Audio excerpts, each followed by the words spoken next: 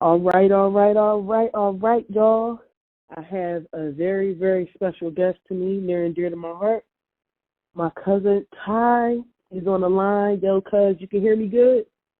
I hear you loud and clear, loud and clear. What's up, good people? Okay. What's good? What's good, man? Um, so today, I'm going to get right into it. We're going to be talking about acceptance and belonging and sacrifices to feel that. Now, before we go into that heavy, heavy topic, you want to introduce yourself and drop your handle and let people know what you do. If you do anything, you want to just give a little introduction? Yes, ma'am. Yes, ma'am. Yes, ma'am. My name is Tyreek Houston. Born and raised in Jersey. Shout out to the Garden State. I'm a UX researcher. Basically, what that means is I help businesses solve problems about their products, experiences, and can give people what they want, the people that's going to be using it. I'm also a business consultant. So every week, for about like the last 10 weeks or so like that, I've been posting content on my Instagram and my TikTok. Just got on it this year, dropping business tips and free game and free gems for anybody that's currently a business owner or for people that kind of want to get into the space of entrepreneurship. So you can follow me on Twitter, Instagram, Facebook, and TikTok at Reek the Creative, no space, REEK the Creative. There you go. There you go. So y'all know he got some good stuff, man. I've actually witnessed some of his stuff. He's dropping a lot of gems. He's dropping a lot of good stuff, especially about that AI, because you know that's where we're going in this climate. So y'all might want to tap in. But yes, cuz I'm glad to have you here. Thank you for joining me on this conversation. Well, no problem. I got you, cuz. Period. So acceptance and belonging. That's a heavy one. I like to start off by saying I think us as humans, it's natural, it's innate, kind of, to want to feel a sense of belonging and acceptance. And I do think that unknowingly, subconsciously, we'll do kind of whatever to feel that. And a little personal transparency, backstory, I remember when I was a young girl growing up, and I was in elementary school, I was in grade school, and I wanted to feel that sense of acceptance and belonging. And many of you may not know, because I'm so cool these days, but I used to get picked on. I used to get picked on. I'll never forget, I was in like second or third grade, and it was this guy, I'm not going to say his name, it was this young boy, and he had these cool stickers and cool binders, and I was like, man, everybody thinks he's so cool. I want to get that. So I had my mom go out and buy me the same stickers and binders because I'm like, oh, this is going to make me cool.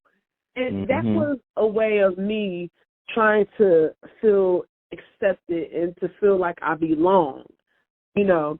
So if you don't mind, because I want you to tap in on that. Have you ever felt the need to feel acceptance and belonging, or do you think that people do have a sense of urgency to feel that?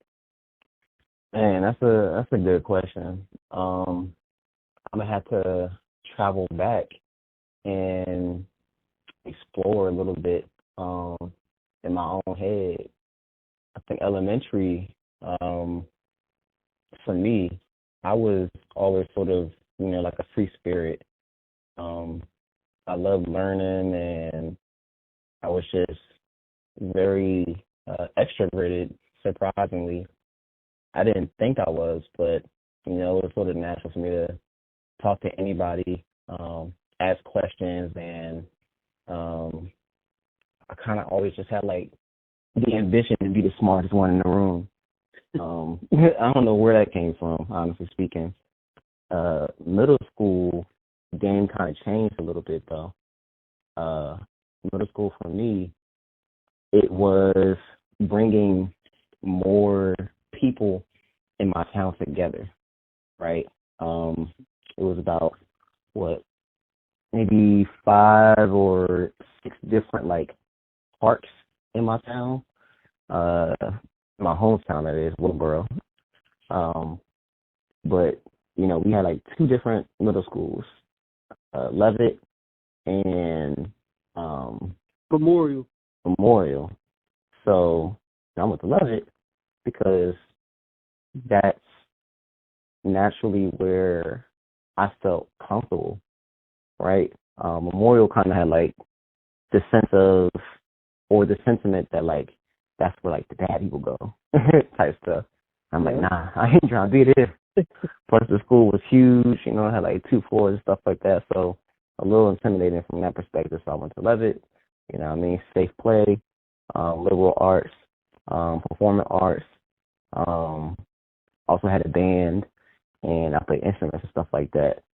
And I think that might have actually been the first time that I sort of reflected on how others thought of me, right? Like, that's when, like, the clothing game started to step up. People started getting swaggy. That's when, like, little girls started to become, like, young women. So, it was a sort of like an image thing. Like, yo, like, how do I look compared to everybody else, right? Mm-hmm. And also, like, there's so many new people because I'm not with everybody that I went to elementary school with. So where's my tribe, right? Mind you, I was getting good grades in elementary, so I was put in AP classes in middle school. So I wasn't with like everyday people that I would, hang out with in gym and stuff like that. Like, my classes look very different, right? AP students are very unique, so to say, in terms of like how they socialize, even what they look like, right? Like the stigma back in the day of being like, the fly person that's also smart did not exist. Right? It was like, you fly. It wasn't you fly. It was you're smart and not fly. And like, to me, I'm like, dang, like, I gotta choose. Like, do I have to be fly and not smart, or do I have to be smart and not fly? And I think for me, that was an internal struggle and battle by itself, because although I was accepted in the different spaces and the different crowds that I hung out with, I personally didn't feel like I accepted myself. I accepted being a smart dude. Like, I accepted, loving my own sense of style, my own sense of fashion, because I also did try to, follow the trends and stuff like that, like the Jabot jeans, like the long T-shirts. Yeah, I was trying to be fly and smart at the same time, but in a sense, also losing my own identity, trying to, I guess, fit in, so to say, or to fit in different spaces.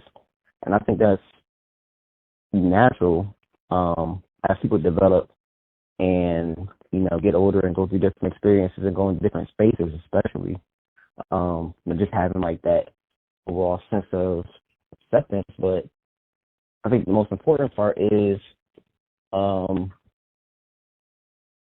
accepting yourself first, right? And that's something that I learned sort of like later, not in elementary, not in middle school, probably towards the end of high school, right? Because like that's when that realization starts to kick in, that your friends are going away, whether they're going out of town, going to a different school, moving. Like, I'm not going to be in the same proximity anymore. So that reality sunk in, and you kind of have to be firm, standing on your own identity. And if you don't have your own identity, you have to put some work in and some time in to figure that out, because your identity is more important than what anybody else is going to accept. You got to accept you first before you can do anything, because by not accepting yourself, you could end up in places and spaces that ain't meant for you. Agreed 100%. So, do you think that acceptance starts with like your foundation, with your upbringing? Because I would say we came from pretty good stock. We come from the same stock primarily. So I would say we came from pretty good stock. And we kind of, right, we know our places within our family realms. We got our acceptance. We know that or whatever.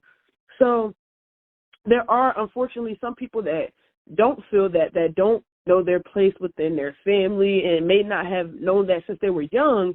So there are some individuals out there that will just go for whatever because they just want a sense of belonging somewhere. And do you think that is important to have that, the sense? I know you said it comes from yourself, but where is that characteristic built up from? Do you think that's important to have that foundation from your upbringing? I definitely do. Your circumstances? Yeah, I definitely do think it's important to, have that sense of acceptance in your upbringing, right? Like nobody wants to feel like an outcast, especially in a place where they lay their head, right? Like that would be a horrible feeling, honestly speaking. I think like in general, understanding what acceptance is and being able to experience what acceptance looks and feels like, it starts in the home, right? Yeah.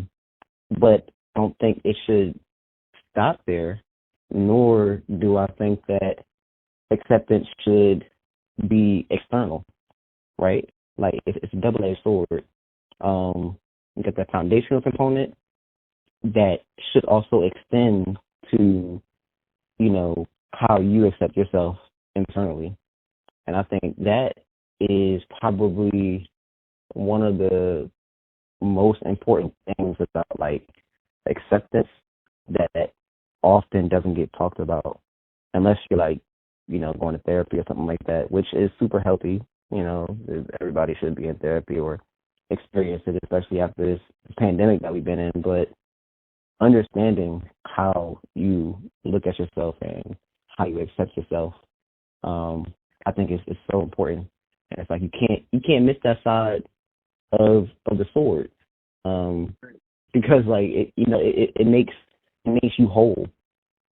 And without having that, like you kind of have to question yourself, like, are you really whole? Very true. Very true. Now we're going to get into the nitty-gritty of things. So, acceptance, right? Do we feel like, well, not even we, do you feel like, okay, if you lack that acceptance, that people do, like, let's say from your peers, you don't feel acceptance, so people do settle for a little bit less, well, maybe a lot less. When they don't feel that sense of acceptance, they don't really have boundaries. They'll settle for whatever. I think to a degree, like some people will. But, different strokes for different folks. Some people may only understand external acceptance. Some people may understand external acceptance with a little bit of internal acceptance, right? Like even if it's not to a high degree.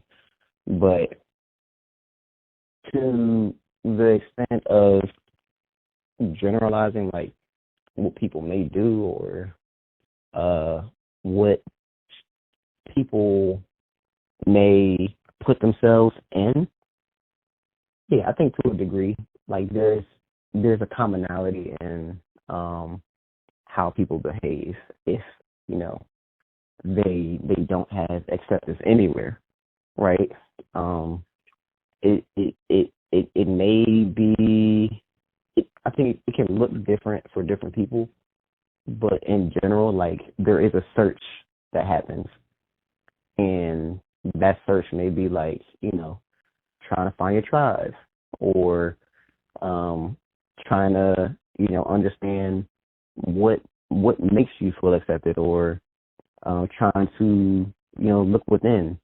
That looking and that search, I think is a commonality of what people do, and they don't have like that sense of acceptance anywhere.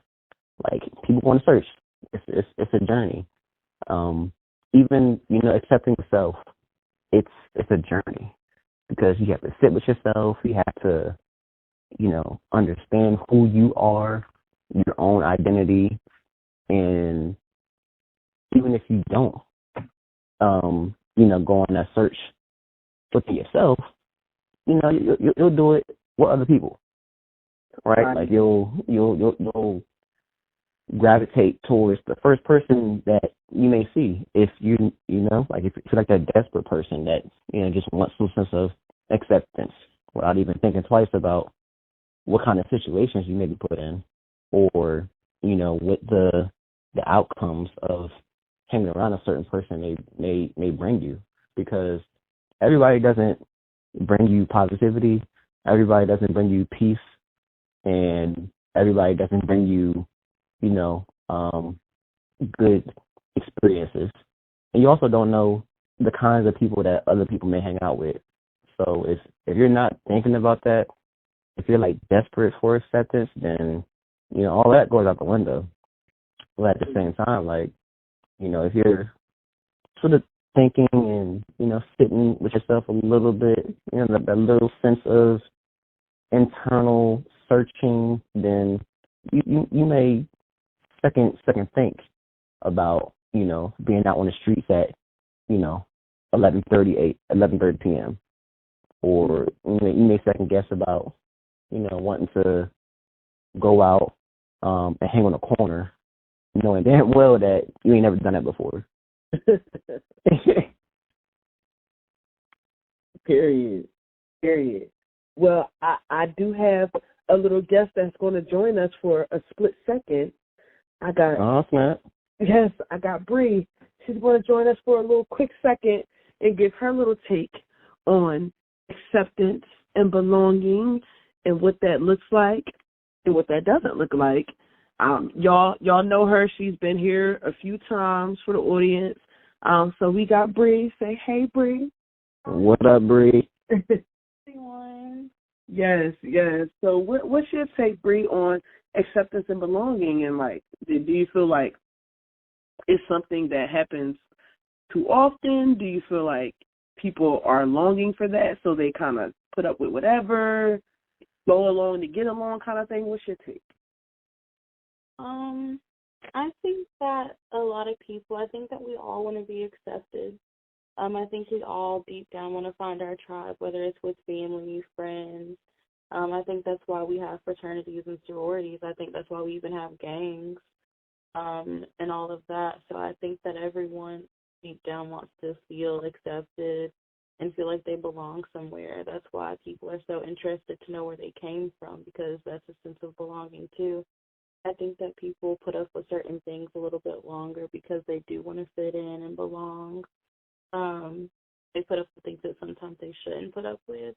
But I think for the main thing, people do tend to stay longer in situations just so that they can still feel accepted and a part of something bigger than themselves. Okay.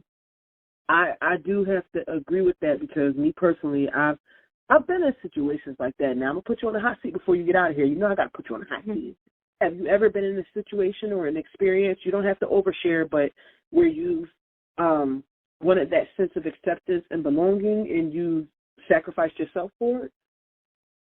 I think that's a really good question. I definitely feel like I've stayed too long in situations to feel accepted, but I also feel like if I'm not accepted, then I just dip. So I feel like I'm aware of the line for me personally. Everyone doesn't have the same line. Some people don't even have a line. I think that some will do whatever just to continue to have a tribe. But for me personally, I said, like, I do feel like I have, stuck around a little bit longer than I should have, but overall, you got to get a benefit sometimes, if you're not valued at least. But I do think that everyone wants to feel like they have a sense of belonging somewhere, including myself. Yeah, definitely. I can attest to that. I can understand that because I know personally, transparency moment, I have been in situations, friendship, platonic, and intimate situations where I have stayed a little longer than I should have because it, like, back to what Tyreek was saying about you have to find that acceptance within yourself. I didn't quite have that. So I was like, you know what? I'm gonna just stay because this where I'm at right now. It's good for what it is here. Even though in hindsight and subconsciously at the time I knew this ain't. It's more to life. This ain't where it's at. This ain't it. But you know, this is the norm. This is what I know. This is good for me now. So I'm gonna just be here because I belong here. But I really didn't. You know what I'm saying? So I do think it's very important to find that self acceptance. And for some people, I think it takes a lifetime. It's not something I think happens overnight. I don't think that happens overnight by any means. I think that you have to go through life experiences and go through different things to be like, okay, you know what? I know my worth a little bit more. I'm not dealing with this. I don't want to be accepted that much to where I'm going to just deal with this just to say I'm here, you know? But to bring it back to you, Ty, yeah, I think you made a very good point about that whole self-acceptance thing. That is super important. Because if you don't have that, I mean, it's that phrase, you don't stand for nothing, you'll fall for anything. And I think that applies to this thing. Yeah, if you don't have that, then you just going to go for whatever. You're going to go without being at gunpoint. You're just going to go. Yeah. You're going to go for anything. You're going to go. And Bree brought up a good, I know you are a part of a fraternity. Bree brought up a very good point about, like, fraternities and sororities. Do you feel like you being a part of a fraternity, do you feel like that, like, I'm not specifically for your experience, but do you feel like sometimes, and even gangs or whatever, even though you're not part of a gang, but just all looping all of these things together, generalizing, do you feel like some people join these different things because they want to feel that acceptance and they want to feel that sense of family and togetherness, so they're just like, you know, let me just do this? Oh, yeah, 100%. Like, fraternities, sororities, yes. I feel like a lot of people may join for, you know, that sense of acceptance, but at the end of the day, everybody has their own reasons, right? They have their own, I guess, their own factors of why they want to join a certain organization, right? And for me, it was a stepping stone, right? I understood that my fraternity, the greatest fraternity in the world, shout out to Omega Psi Phi Fraternity Incorporated, they root to the good bros. I understand that, you know, it has an audience, and it's not just an organization, it's a platform and it's a business, right? And I can contribute to that platform and to that business by being in it. And not only that, my grandfather on my dad's side and my uncle, my great uncle, Lawrence Houston, on my dad's side, they are the brothers. So, you know, in my blood, I'm a legacy. And I think coming to understand that and seeing how like-minded I was to, you know, the brothers that was around the campus that I was at, even, like, you know, just hanging out with them and stuff like that. They was like kinfolk, you know. There you go. The law of attraction was real, right? The bond was real, and understanding how I could use the platform on someone on the other side was one of the main reasons for me. And, you know, I've been blessed enough to be able to do that, right? Like, I'm still active with my chapter right now, keeping the business running, keeping the business going, bringing in new candidates, you know, attending meetings. It's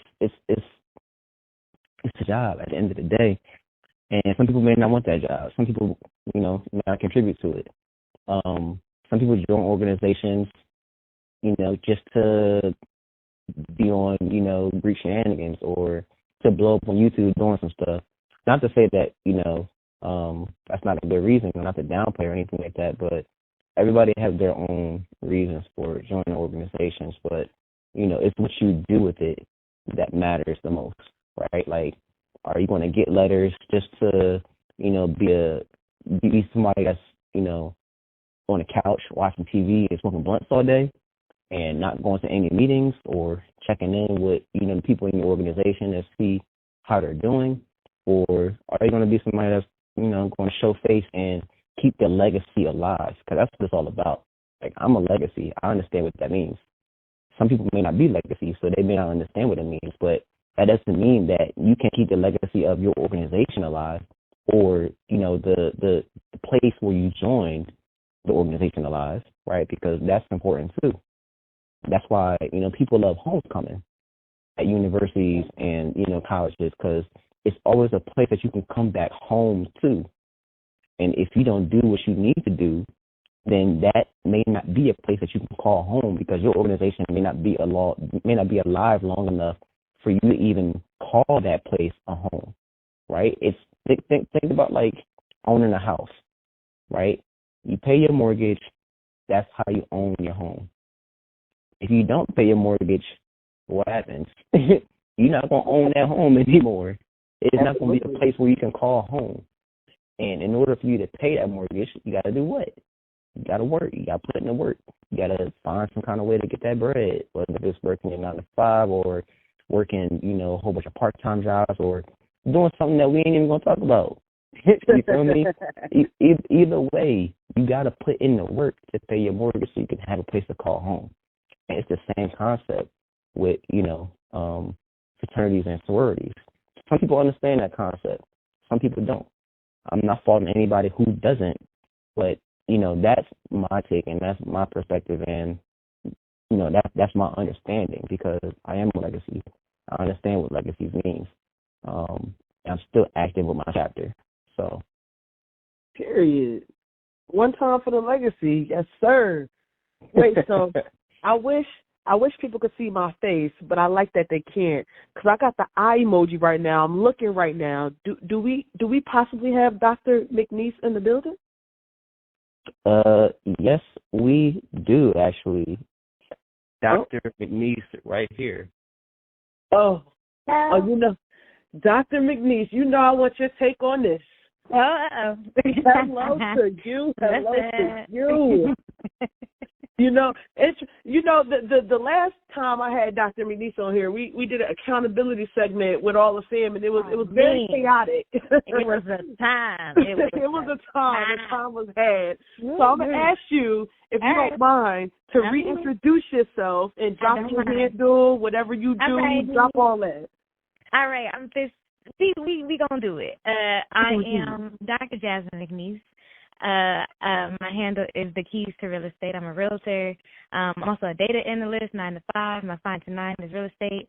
And I do a lot of things. I also have a business called Proven Strategies to help people with operations, impact analysis, and comparative for comps when you're trying to apply for grants and things of that sort. So I do it all. Okay.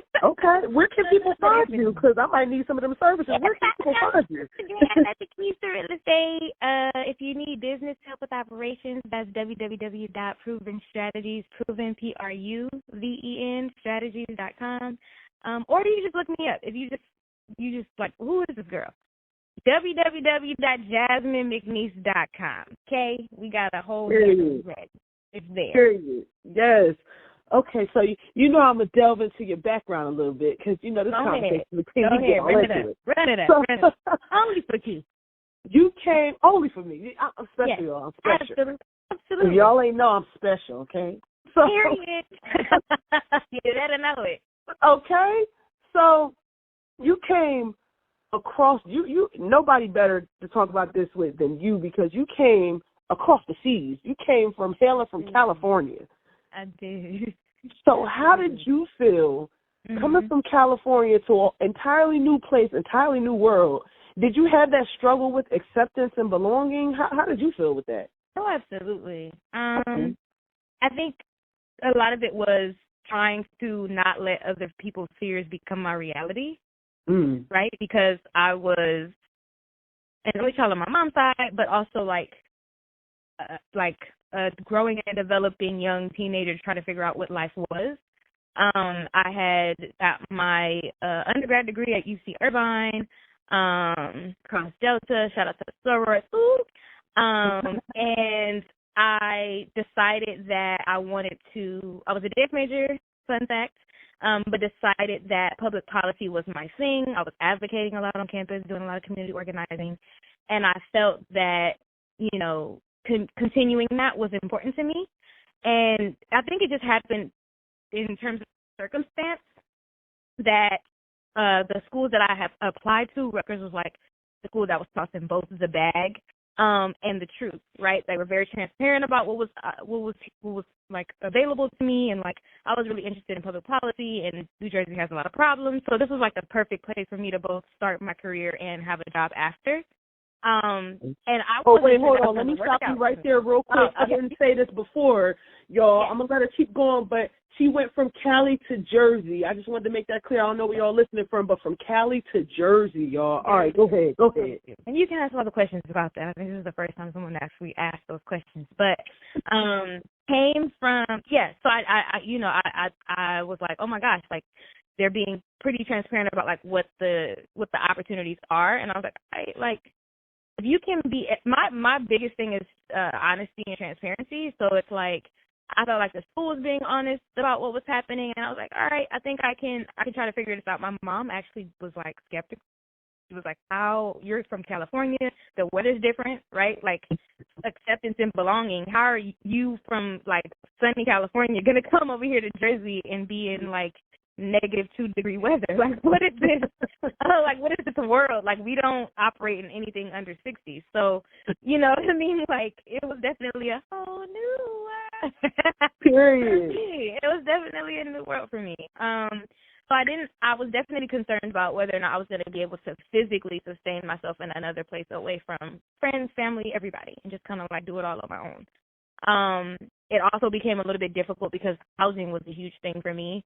The apartment that I moved into when I moved to Jersey was not the best. I didn't get a chance to visit it before I came, and for me, I was like, dang, if I'm gonna go out here and do it all by myself, and I have to, feel like I belong here, I don't even live in a place that I feel like I'm comfortable. So me being in a situation where I feel like I'm uncomfortable was my entire experience, to be quite honest with you. And feeling like I wasn't accepted, that was literally my entire experience, and trying to figure out how to deal with that. And a lot of the things I can say that kind of helped me overcome those feelings were finding community in places that I didn't think I would. Council of Black Graduates, which is an organization up at Rutgers, was very helpful for me to that, was very helpful to me with that. And also just connecting with sorors that were on campus and off campus and on other campuses, which was like super, super helpful. It was my home away from home. Connected with friends who were open to traveling and able to travel, right? Like had started businesses on their own and were able to sort of connect with me and come and meet me where I was while I was still trying to go through school. But also things, challenges arise while I was still on campus. And so finding community in professors and staff who were like just their entire being was like dedicated to seeing me succeed was probably one of the things that I felt like catapulted me out of feeling like I did not belong, and just more about like I realized that school for me was a place where they weed people out. And you have to do your best to set yourself up so that you can graduate. Because the best thing for you to do to go to school is to graduate, is to finish. That's the goal. It's not to do well in classes. It's not to get the highest GPA. If that's what you want to do, if that's your thing, go ahead, do your thing. That wasn't mine. But my biggest thing was going to school, doing as best as I can, connecting and networking as best as I could with as many people as I could, figuring out what was important to me, the things that I wanted to study and the things that I cared about, collecting a bag, because I definitely had a few jobs doing that. But also just being around people who wanted to see me succeed. And I think coming from LA, I came from a really rough neighborhood, grew up all Crenshaw, Inglewood, all that. That was my entire life. I grew up in LA, not the Valley, not Hollywood, not here, there, everywhere. If you know Nipsey, then you know where I grew up. Like, that was it. That was between Nipsey, Tiffany Haddish, and Lunel. We probably had the same experiences. I'm gonna leave it at that.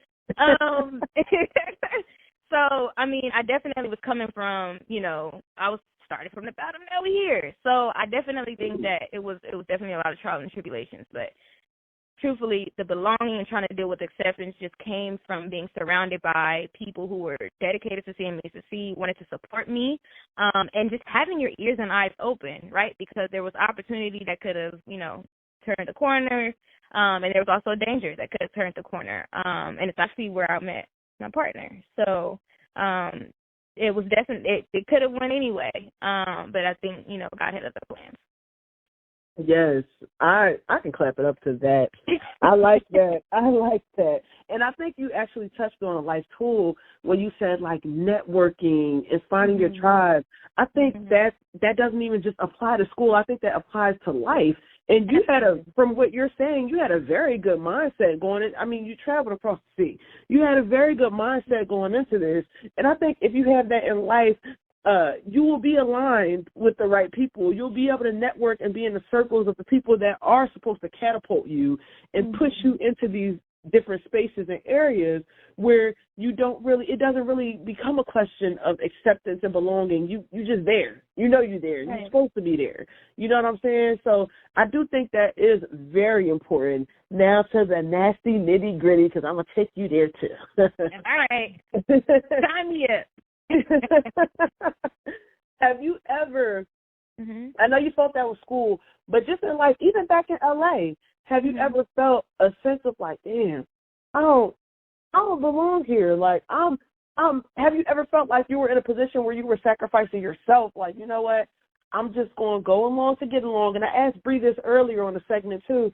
I'm going to just go along to get along because that's what I'm supposed to do. I feel like this is the right thing to do. I'm being accepted here, so I'm going to go along to get along. I don't think I had that choice. Okay. And I'm going to tell you why. I grew up, obviously in a very humble beginnings. I'll put it that way. And then me and my mom experienced homelessness. And I think for me, it was a matter of, like, I had a fire in my belly to figure out how to get out of the situation we were in. And to me, like, I can definitely, honestly, I can agree with you, though. I can definitely call that going along to get along because I felt like school was the thing that everybody was like, well, you got to go to school. The only way you're going to get out of here is you going to get a job or you going to, you know what I mean, go to school somewhere. You're going to be smart. You got to figure it out. But I didn't start off that way. I started as an arts kid. Like, I was very into entertainment. I thought I was going to be an entertainment lawyer. I thought I was going to be dancing for Alvin Ailey. I see myself on theater and stages and all these things, dancing for Debbie Allen and Lula Washington, and these are like big prominent people in the dance industry, and I did dance for both. And I think, that was my hope and dream, right? Like, that's where I thought I was going to be doing. And I think that because of the experiences that I had, it wasn't so much of me, like, trying to go along to get along as much as it was, like, I got to make something happen out of this because there is no other option after this. I do think that there was a little bit of, like, in general, like, people have their own thoughts about how they feel about education. For me, it was my way out. And I do think there's a little bit of like, okay, I'm going to just take these classes. I'm going to just do this thing. I'm going to try and take the easiest thing. You know what I mean? I'm going to try and do this the best I can do to kind of, get from point A to point B. And I do think there's a lot of that, right? I think at no point was I always focused 75% of the time. You know what I mean? Like 100% of the time. I think there's always like a little bit of like, we just trying to make sure that, we wake up tomorrow. Like, I'm not even sure that's possible, right? Just because of how dangerous it was around the time that, even outside of college, outside of school, just how dangerous the neighborhoods were, right? Like, I was very connected to what was happening on the ground level. I was very connected to what was happening in my community, both in LA and now, currently in New Jersey. And I think around that time when I was, both inside and out of school, it was, if you're familiar with the Crips, they had this thing going on. It was like 40 days and 40 nights, or I think it was 40 days and 40 nights, where it was just like literally, people was like dropping, like passing away, damn near every day. Because that was just what was happening around that time. And it's not something that like I promote or salute or anything of that sort, but I think, those kinds of circumstances just kind of change your mind about like what you can go along and get along, because it might not be a tomorrow kind of situation. Right. And that's not to say that, my circumstances were any, worse off or better off than anyone else's, but it's just kind of like that was just my experience. And so I do think there was a little bit of like, I just got to, we just got to make it to tomorrow, or we just got to, I'm going to just do this thing because this is what my mom told me to do, or I'm going to just do this thing because I know, school is good for me. I'm going to figure it out. I think I worked at like Domino's when I first started. I was like, I'm going to just do this thing. But it was like the best experience ever. I learned how to flip pizza, and at the same time, I made some great relationships with like everyday people, and just kind of had a different idea about how life worked. You know what I mean? Like, you never know what opportunities and what doors are going to open for you, no matter what the circumstances are, whether you are just going along to get along, or whether you are just like have a fire in your belly, but you're just not in the right environment to kind of water those ideas and those dreams that you have. I think either way, for me, experience is the best teacher, and I think there's an opportunity in every experience. Absolutely. I couldn't agree with you more. And with that being said, I'm going to do something I never did before. And I'm going to touch on another topic, but there's got to be a part 2 later, because this is going to be a very long topic, and we ain't got all night. So I'm going to touch on another topic, and I just want a little bit of your input on this. Mm-hmm. So my next segment I'm going to go into for the part 2 is to tip or not to tip. Yes, y'all, I'm doing something I never did before. We doubling up. But y'all got to watch part 2 for the full disclosure. But I am going to ask you, do you think it's wrong? I don't know if you ever worked in the customer service industry, but just your perspective, do you think it's wrong for people to not tip if you go get a service done, if you go to the beauty salon, if you go to the barbershop, if you go to a restaurant, whatever? And it ties into acceptance for me, because I think a lot of people do it to feel accepted, like, oh, this is the right thing to do. I'm going to be accepted by my peers if I do go ahead and tip, even though I ain't got the money, even though I'm a rob Peter to pay Paul to do this. I'm going to tip real quick, but I really don't feel like I should, because I know I'm probably get a lot of backlash for this, but I'm going to be completely honest. I don't tip all the time. I don't care about being accepted. I tip when I want to, but a lot of people won't agree. Yeah. What are your thoughts on that? Oh, man. So I studied employment and I studied business ownership, and so I have a very different perspective. But to each his own. I don't judge. That's the thing. I can't say that I tip all the time either, so let's just be 100 on that. But what I will say is you should. And it's not necessarily an acceptance thing, but I think you just have to understand how the system works, right? And so people who are in customer service, especially people who are like waiters and in that kind of industry, they don't get a full salary. So it's not like they're getting paid to work with you. They get paid maybe $4 an hour, $2 an hour, and then the rest of their money is made up by tips, which is why it's important to tip, because that's how they eat. And when I first, I would say maybe 4 or 5 years ago, I didn't really know that that's how it worked. But I think after like studying, understanding the industry, and I'm in public policy, so I'm in all of those things, right? I'm reading that language. I understand what that world is. Now I think it's important to tip. And I think it's important to tip because you have to understand that industry is very demeaning on low-income workers, and they do their best to try and draw out as much income as possible from those workers and not pay them enough to even pay for gas, probably eat some of the food that's at the restaurant that they're working at, to be quite honest with you. And I think just having that kind of framework and understanding kind of changes your perspective on tips. Now, if it doesn't, to each his own, but like that's kind of the reality that we live in. I mean, now we're in a situation where, I mean, particularly in the state of New Jersey, minimum wage is now $15 in 2024. Right? It's $8 right now, but it'll be $15 in 2024. So, like, there is a little bit of help there, right? But that's not necessarily how it will shake out for the service industry, because the service industry understands that individuals do get tips. And obviously the people who are nice, the people who are great, feel free, tip your butt off, right? And they obviously make more money than other people. But there are restaurants where they understand that. They know that they have really good, some workers that are really, really good. And when the tips come in to those really good workers, they will then redistribute them to the entire team, right? So the money that you thought you was going to leave with, you actually don't actually leave with. And so for me, I think it's important to tip, but I do also think that it's important to understand why it's important to tip, because of that's how the structure and framing and like system works in terms of like how people in the customer service industry gets paid. But I completely and 100% stand by, do not pay anybody that you feel like gave you crappy service, treated you any kind of horrible way.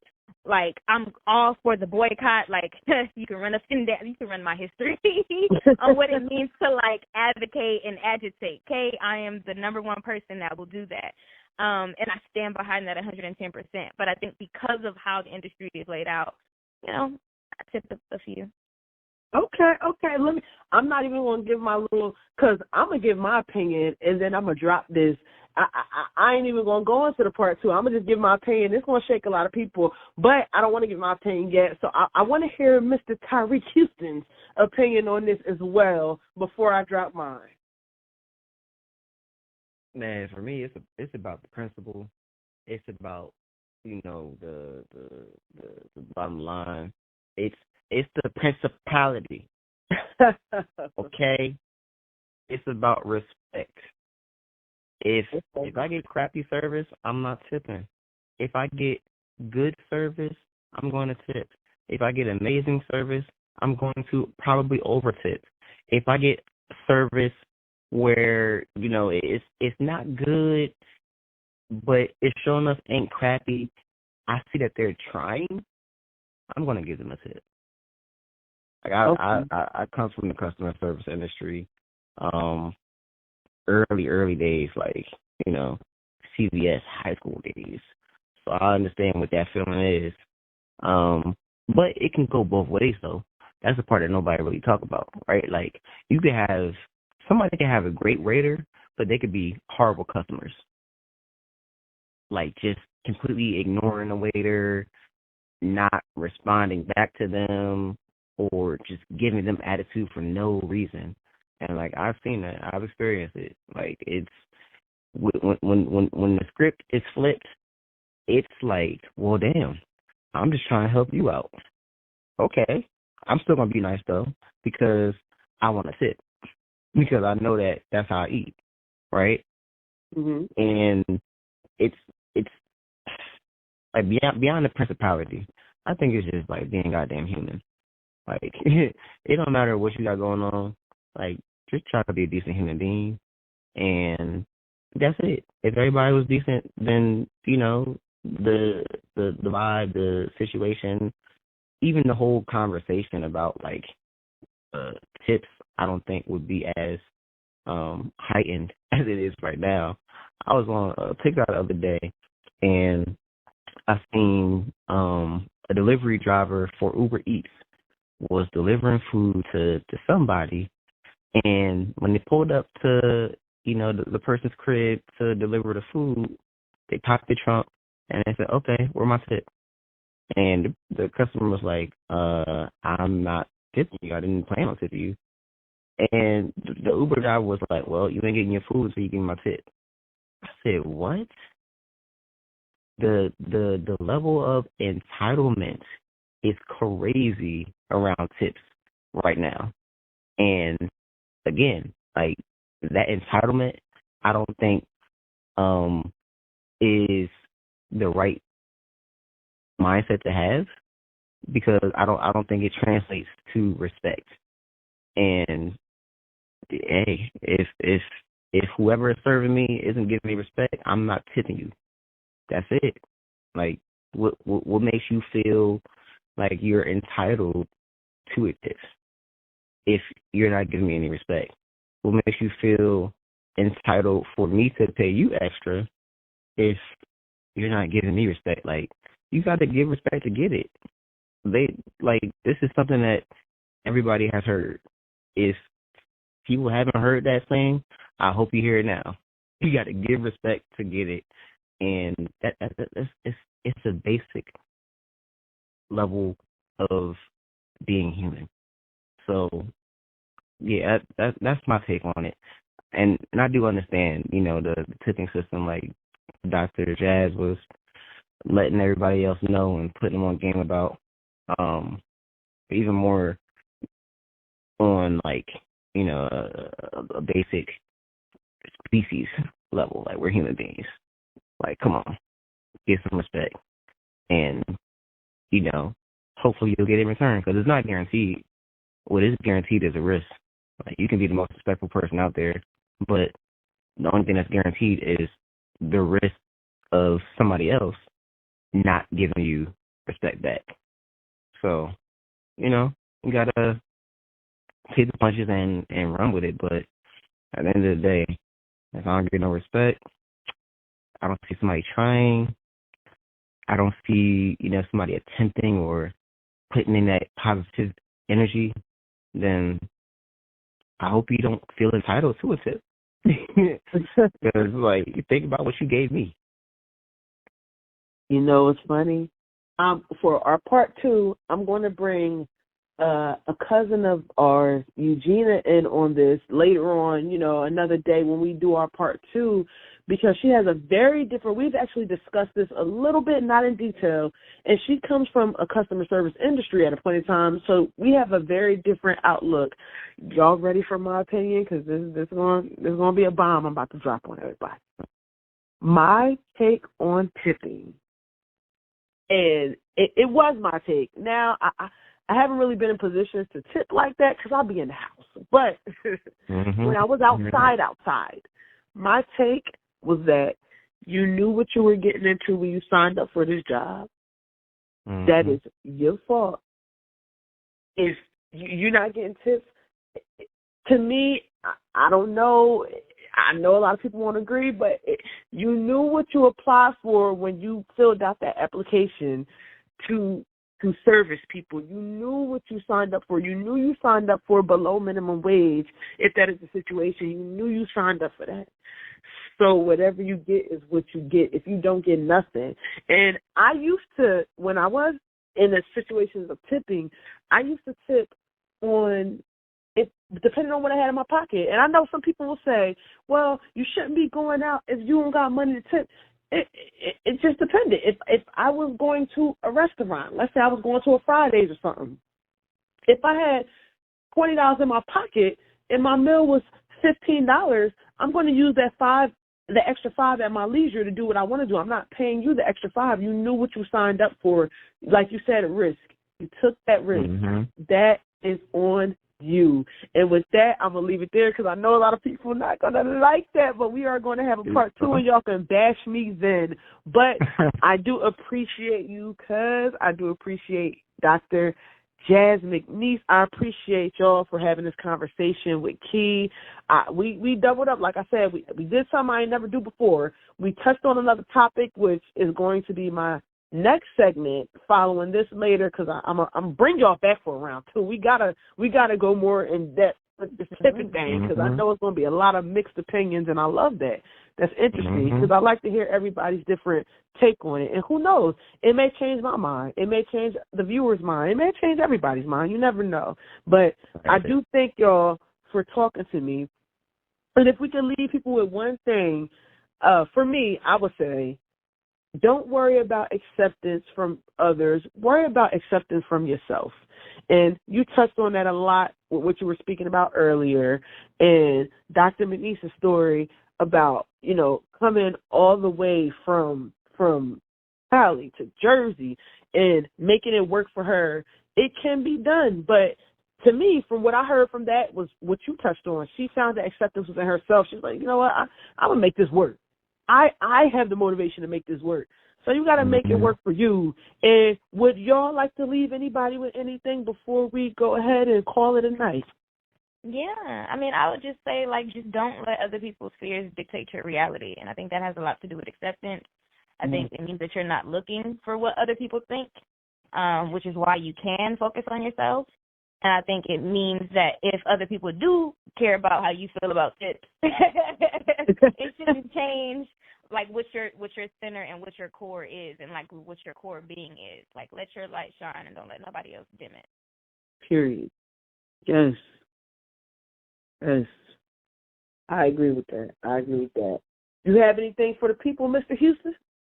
Yeah, I think for me, the last thing that I'll leave people with is, I know I talked a lot about, accepting yourself first and stuff like that, but I think the one thing that we all kind of talked about was finding your tribe and finding your community. Communities and tribes and organizations exist because there are a lot of like-minded people that attract to each other, whether if it's, in a business sense or a common interest sense, whatever it is. And for everybody out there, there definitely is a tribe or an organization or a community out there for you. And you don't have to search too hard to find it, because the law of attraction will bring it to you as long as you know who you are. So that's what I will leave people with. Yes, and to piggyback off that a little bit, I will say, y'all, social media friends are real. We are in an age of technology. Currently, social media friends are real. You may find your tribe on Instagram. It's happened. I've seen it. I am not opposed to it. Back in the day, it was a little, but now with the age we're going in, it's completely normalized. It's okay. It's not a problem. And I will be touching on the topic about social media and how it's raising our babies, but that's another topic for another day. So thank y'all so much for having this conversation with me. Thank y'all so much, and I will be bringing y'all back on. I enjoyed y'all. Hey, you already know. Thank you for having us, bro. We appreciate the Yes. Y'all keep doing what y'all doing. Keep being great, man. Oh, yeah. Same to you. Keep these episodes going, please. You already know. It's important things we got to talk about in our community. You already know. Y'all be easy, man. All right, Key. Same to you. We appreciate you. For sure. Love. All right. Peace.